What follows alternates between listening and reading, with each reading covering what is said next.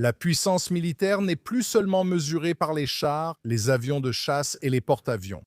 De plus en plus, elle se mesure par l'intelligence artificielle, les systèmes autonomes, les capacités cyber, la guerre électronique et la capacité d'innover plus rapidement que ses adversaires. Israël est l'un des principaux innovateurs mondiaux en technologie de défense. Au cours des 3 dernières années de guerre seulement, Israël est effectivement devenu le laboratoire mondial de la guerre moderne. En parallèle, les États-Unis se focalisent davantage sur la compétition stratégique avec la Chine.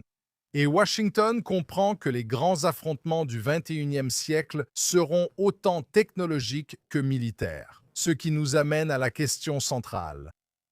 La section 224 n'est-elle qu'un autre accord de coopération en matière de défense, ou assistons-nous au début d'une phase fondamentalement nouvelle dans la relation entre les États-Unis et Israël? La section 224 donne au secrétaire à la Défense un mandat du Congrès pour accélérer et synchroniser la coopération en matière de défense entre les États-Unis et Israël dans le domaine technologique et exige que le secrétaire à la Défense désigne un agent spécial pour ces activités. C'est l'ensemble de la chaîne de valeur de tout système d'armes actuel ou futur.